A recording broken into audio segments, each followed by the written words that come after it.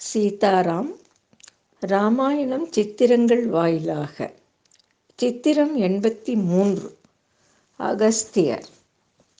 ராமர், லக்ஷ்மணர், சீதை மூவரும் அநேக மலைகள், நதிகள், ஏரிகளை கடந்து சென்றனர்.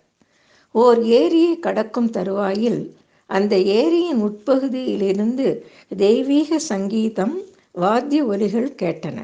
அது குறித்து வியந்த ராமருக்கு ஒரு முனிவர் மாண்டகர்ணி என்ற முனிவரின் கதையை கூறினார். நிறைய ஆசிரமங்களை கடந்து சென்று கொண்டிருந்த போது ஆங்காங்கே இருந்த முனிவர்கள் ராமர் முதலானோரை வரவேற்றனர். ராமரும் இவ்வாறு அந்த முனிவர்களுடன் பழகி நாட்களை கழித்தார். 10 ஆண்டுகள் இவ்வாறு உருண்டோடின.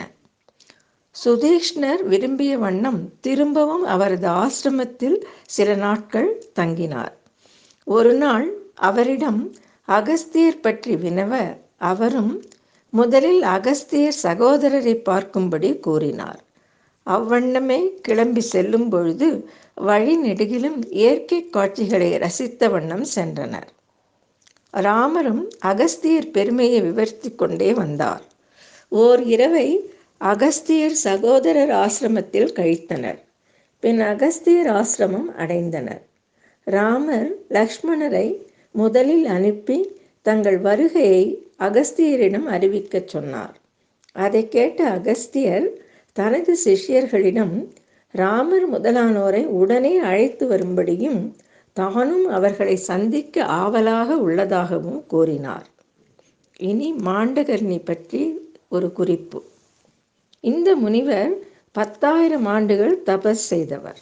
இதனால் தேவர்கள் பயந்து 5 அப்சர மாதர்களை அனுப்பினர். அவர்களும் அந்த முனிவரை மணந்தனர். முனிவரின் தபஸும் கலைந்தது. முனிவர் அவர்களுக்காக அந்த ஏரியின் உள்ளே ஓர் அழகிய வீட்டினை உருவாக்கினார். அவர்களும் தங்களது சங்கீதத்தால் அவரை அனுதினமும் மகிழ்வித்து கொண்டே இருந்தனர். அந்த ஏரி 5 அப்சரஸ்களின் ஏரி என வழங்கலாயிற்று. அதன்பின் ராமர் முதலானோர் அகஸ்தியரது ஆசிரமத்தில் நிறுவப்பட்டிருந்த எல்லா தெய்வங்களின் ஹோம குண்டங்களையும் வலம் வந்து அகஸ்தியரை வணங்கினர். இருவருக்கும் ஒருவர் மற்றொருவரை பார்த்ததில் பரம சந்தோஷம். தன்னிடம் இருந்த எல்லா அஸ்திரங்களையும், விஷ்ணு தனுசும், எப்பொழுதும் நிரம்பி வழியும் 2 அம்பரா தூணியும், கத்தி ஒன்றும் கொடுத்து அவர் எப்பொழுதும் வெற்றியே அடைவார் என ஆசீர்வதித்தார். ராமரும் எல்லா அஸ்திரங்களையும் பெற்றுக்கொண்டார். இரவை அங்கே கழித்துவிட்டு காலை மலர்ந்ததும் ராமர் அகஸ்தியருடன் பேசுகையில் தான் ஆசிரமங்களில் கழித்த பொழுதுகளை நினைவு கூர்ந்து மகிழ்ந்தார். தனது வனவாசத்தின் எஞ்சியுள்ள வருடங்களை கழிக்க தனக்கு ஒரு நல்ல இடத்தை கூறி அருளுமாறு வேண்டினார். அதற்கு பதில் இருக்கையில் அகஸ்தியர் ராமரது நோக்கம் முதலில் அரக்கர்களை அழிப்பதுதான் என்று கூறி சீதையின் பதிவிரதா தர்மத்தை புகழ்ந்து பேசினார். அவளை எந்த நாளும் கண் கலங்க விடக்கூடாது என்றார். அகஸ்தியர் முக்காலமும் அறிந்த முனிவர் ஆதலால் ராமரை இனி பஞ்சவடியில் இருப்பதுவே உச்சிதம் என்றார்.